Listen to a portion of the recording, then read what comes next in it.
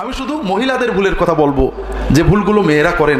যেহেতু মেয়েদের নামাজের কথা বলছি, আমাদের দেশের মেয়েরা নামাজ যারা পড়েন না তারা তো ভুল করেনি, যারা ফরজ পড়েন না, শবে বরাত পড়েন, তারা আরও ভুল করেন। কিন্তু যারা পড়েন তারাও ভুল করেন। নামাজের ভিতরে অনেকগুলো ফরজ আছে, যেমন কাপড় পরা নামাজের ফরজ না? ফরজ। কাপড় না থাকলে ন্যাংটেও নামাজ হবে, কিন্তু আপনার কাপড় আছে। যেমন পুরুষের কোনটুকু ঢাকা ফরজ? নাভি থেকে হাঁটু পর্যন্ত। না থাকলে ন্যাংটেও নামাজ হবে, কিন্তু আছে। আপনার প্যান্ট, বাংলাদেশের আজকাল গার্মেন্টসের সব প্যান্ট নাভির 2 আঙুল নিচেই নাকি বানাই। আমার প্যান্ট পরিমিত বলতে পারবো না আর কি।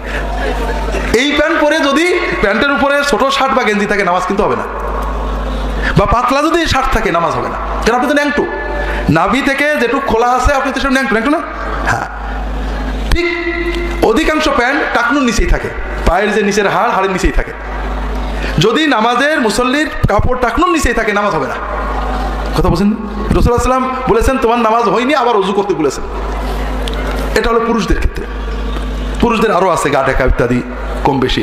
মহিলাদের জন্য নামাজের ভিতরে মাথার চুল থেকে পা পর্যন্ত ঢেকে রাখা ফরজ। শুধুমাত্র মুখ, কপালের এই চুলের এখান থেকে থুতনি, গলা নয়। আর 2 কানের কান্নাক মধ্যবর্তী যে মুখমণ্ডল এবং কবজি পর্যন্ত হাত।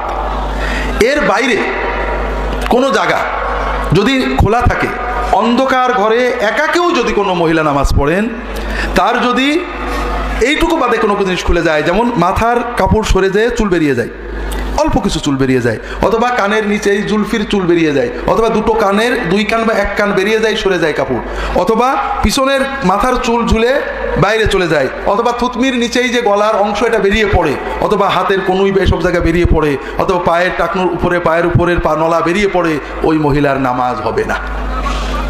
কারণ তিনি নামাজের ফরজ তরক করেছেন কাপড় থাকা সত্ত্বেও। কথা কি বুঝতে পেরেছেন? তাহলে শাড়ি পরে যারা নামাজ পড়েন মহিলারা, নামাজ কি হয়?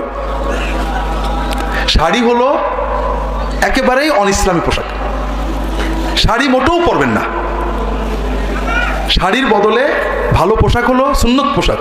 রাসূলুল্লাহ সাল্লাল্লাহু আলাইহি ওয়াসাল্লাম সাহাবীরা যে পোশাক পরতেন, মহিলারা, নবীজির স্ত্রীরা, মেয়েরা যে পোশাক পরতেন, সেটা হলো ম্যাক্সি, দেরা, বড় ম্যাক্সি, ফুল হাতা অথবা কবজি পর্যন্ত হাতা, পায়ের গোড়ালির নিচেই ঝুল, বড় ম্যাক্সি। 2 নম্বর, ম্যাক্সির উপরে বড় চাদরের মতো ওড়না, যে ওড়না মাথার উপর দিয়ে, ঘাড়ের উপর দিয়ে প্যাচ দিলে আপনার মুখটুকু ছাড়া আর কিছু খোলা থাকে না।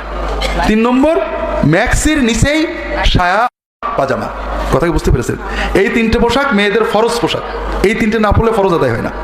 আমাদের বাংলাদেশের, বিশেষ করে ঝিনাইদহের, কুষ্টিয়ার, যশোরের, বাংলাদেশের উত্তর এবং পশ্চিম দক্ষিণ এলাকার মানুষেরা, মহিলারা বিশেষ করে এবং পুরুষেরা